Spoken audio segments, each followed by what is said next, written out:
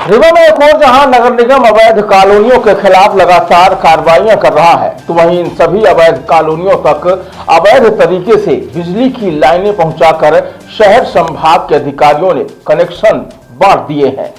बता दें कि अधिकारियों ने अवैध कॉलोनियों तक कनेक्शन पहुंचाने के लिए या तो नियमों को ताक पर रख दिया है या फिर कुछ नियमों का फायदा उठाकर अवैध कॉलोनी बसाने वाले कॉलोनाइजर्स अपने मंसूबों को पूरा कर रहे हैं।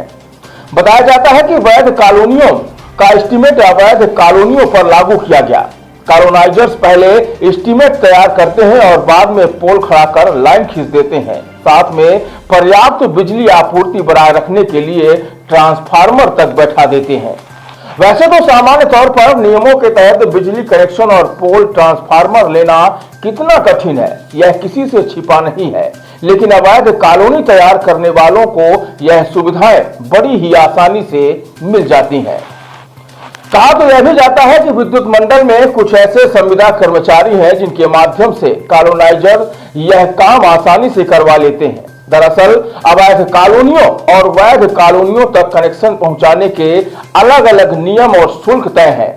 हालांकि वैध कॉलोनियों में वर्तमान समय में जैसे लाइनें पहुंच रही हैं वैसे ही पहुंचती हैं और कनेक्शन भी रेगुलर जैसे ही कम दर पर दिए जाते हैं, लेकिन अवैध कॉलोनियों के नियम अलग है और अवैध कॉलोनियों का एस्टीमेट भी महंगा बनता है और यहाँ प्रति घर कनेक्शन सामान्य कनेक्शन से 20 गुना ज्यादा महंगा होता है। फिलहाल अवैध कॉलोनियों में प्रति कनेक्शन 15,750 रुपए प्रति किलोवाट के हिसाब से दिया जाता है, लेकिन बताया यह जा रहा है कि कहीं भी अवैध कॉलोनियों में इन नियमों का पालन नहीं किया गया है। बता दें कि अवैध कॉलोनियों में करोड़ों के घर बने हैं, लेकिन इन मकानों में कनेक्शन सामान्य दर पर दे दिए गए हैं। अब इससे स्थिति का अंदाजा लगाया जा सकता है।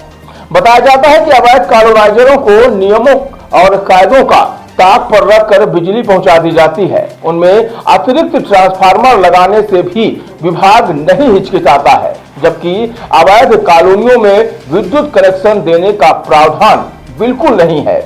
फिलहाल इस तरह के मामले नगर निगम की कार्रवाई के दौरान सामने आए हैं, जिनके विरुद्ध हाल में कुछ एक्शन लिया गया है, जिसके बाद अब अवैध कॉलोनाइजर्स भी सख्ते में आ गए हैं। बहरहाल अब सवाल यह उठता है कि जब सब कुछ ही अवैध है तो अवैध कॉलोनियां किस नियम के तहत वर्षों से रोशन हो रही हैं?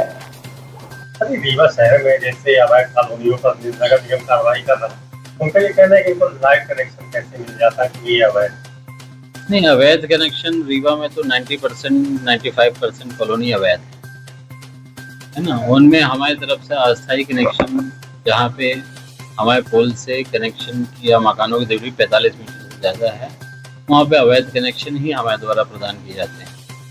अवैध कनेक्शन भवन निर्माण के रहते हैं, तो बाद में उपभोक्ता द्वारा हो सकता है, वो तो जांच का विषय है कि शुरू में भवन निर्माण कर रहे हैं, बाद में पता चला उसमें रहायश करने लगे, वो मैं अपने स्तर से देखवा लेता हूँ।